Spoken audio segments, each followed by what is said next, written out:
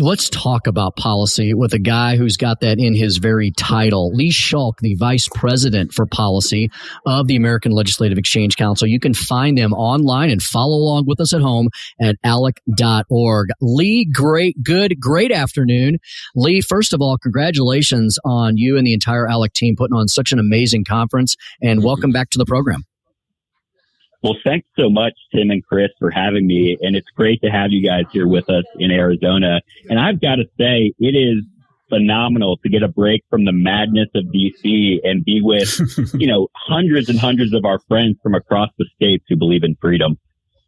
Mm-hmm. Lee, it's amazing how some leaders in our country have such incredible longevity because they're constantly reinventing not only themselves, but also finding new solutions to the new problems. And one of those fellows who's been at ALEC's side since the very beginning up till now, we heard him at lunch today.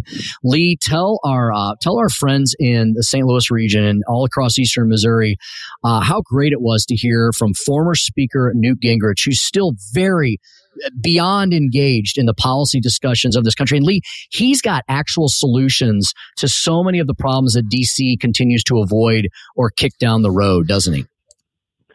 Yeah, you're exactly right, Tim. When Newt Gingrich is speaking, you've got to listen. I mean, Speaker Gingrich is a visionary leader. I actually had the privilege of working for him when I first got to DC. But you talk about instilling a sense of urgency for Americans, especially as we head into 2024. I thought Newt's remarks over lunch were just incredibly timely and insightful, but he gave us, if you remember, 3 assignments for Americans, not as politicians, but as citizens of America. And, I think the first one he said was, look, we've got to take a look in the mirror. We need to do an honest assessment. What are the requirements for America to survive? Whether it's taking seriously the threat of something like cyber warfare, nuclear war, terrorism, but also let's take an honest look at our education system. How do we stack up against the rest of the world? How are we going to compete? The other thing Newt said that I thought was so important was we've got to look at ourselves and decide, is sustaining American civilization worth the fight? And the final thing he said, and this is where I think ALEC comes into play, he said, we've got to apply conservative principles in a way that solve problems and can win people over, show the Americans that this is how we make lives better for everybody. Lee, I want to talk about the history of ALEC for a second, instead of policy for just a minute. I didn't know till yesterday when my partner told me that ALEC has been around for 50 years. I didn't know that you guys have been around that long. Who started it and what was the impetus to start the organization 50 years ago? There was a small group of state legislators who got together and formed ALEC in 1973. And there just was a need at that time to connect state legislators. I think it was a very pivotal time for our country there in the 70s. And it was so important to come together and start to share ideas and best practices, what's working and what's not at the state level. Because as you know, Chris, so much of what happens at the state level has a more direct impact on the daily lives of Americans. And of course, today, it's very similar to back in the 70s. Washington is stuck in gridlock. Not a lot gets done in Washington, D.C. It's very frustrating, but the states are where we can really have those laboratories of democracy, see what's working and what's not. And that's where ALEC comes in.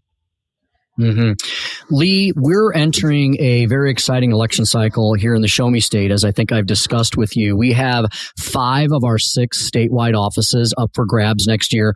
Our entire House is up for election and re-election, half of our state Senate. Lee, Missouri, Chris and I often complain about Missouri, not because we don't love it. We love it very much. It's a beautiful state. It's the climate is decent, maybe not as good as Scottsdale in November, but pretty decent climate. We're geographically located in the exact center of the country, but in kind of the population center. Great transportation infrastructure, but we seem to be a bit stuck in neutral. So Lee, as our legislators are thinking about what they should be thinking about filing when our bill filing opens this Friday and what they should be telling the voters that they're going to work on next year. Lee, how can Missouri move forward? What are some of the 2024 policy essentials that you have just published as part of one of the brand newest ALEC periodicals, just came hot off the presses? What should our legislators, what should our voters, what should our citizens be thinking about that they should be advocating for as we head into 2024? Well, thanks for bringing that up, Tim. As you mentioned, we just released our 2024 Essential Policy Solutions. You can actually go to alec.org and download a copy of it for yourself. We're handing it out here at the conference. But it's filled with model policy ideas and resources to help make your states more competitive, to help improve the lives of all the people of your state. And so we've got everything in here. I know you've discussed several of these on your show recently, but it's everything from parental empowerment through school choice.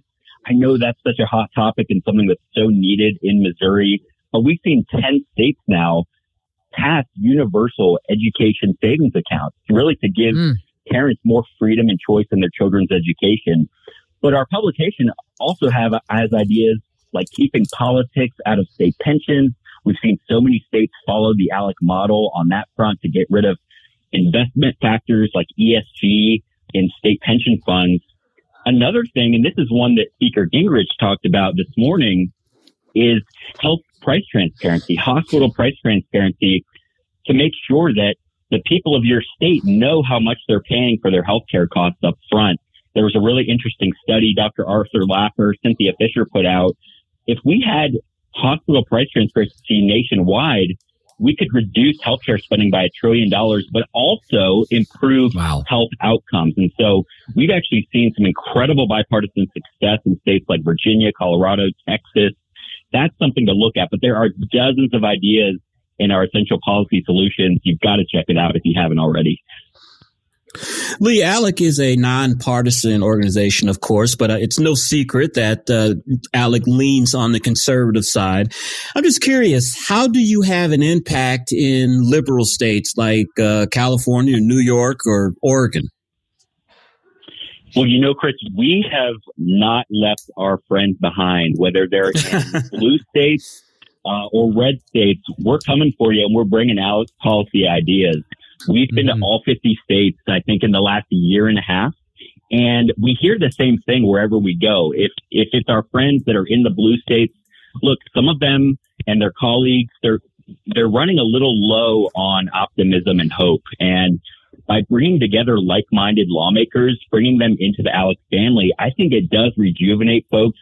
And we really can get to the core of some of these issues, whether it's working through messaging or policy ideas. We're talking about things that are really for all Americans. And, one thing that, I can say this till I'm blue in the face, but there's obviously no downside to letting Americans keep more of their hard-earned paychecks. There's no downside to giving parents more choice in their children's education. There's no downside to making our communities safer.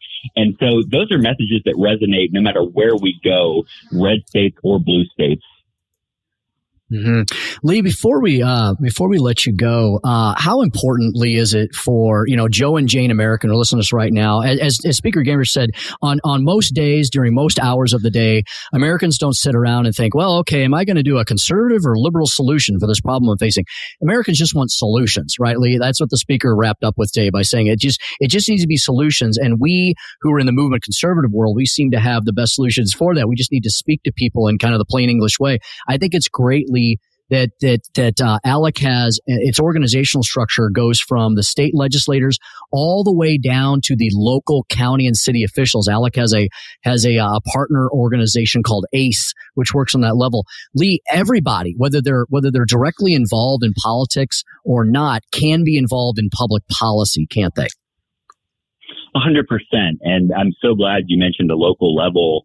It's so important to get involved in our communities and to be a part of those conversations and shaping our children's future, whether that's being active on your local school board or running for your town council. Like Speaker Gingrich said, we've got to decide, and I think we do all agree on this, but we have to decide that sustaining the American dream and American values is worth fighting for. And I think when we look around our communities and we look at our own children, I think we know that's the case. And so as we head into the new year, let's all recommit to fighting for those principles that we all hold so dear. Mm-hmm. Excellent. That's Lee Schalk. He is the Vice President for Policy at ALEC. Lee, once again, congratulations on putting together such an incredible conference with, I believe, close to 300 legislators from all across the nation and beyond in some respects. We've got some international folks here as well. We look forward to speaking with you again soon, Lee, as we talk about more of these solutions for the states in 2024 and beyond. Thank you, Lee. Thanks so much, guys.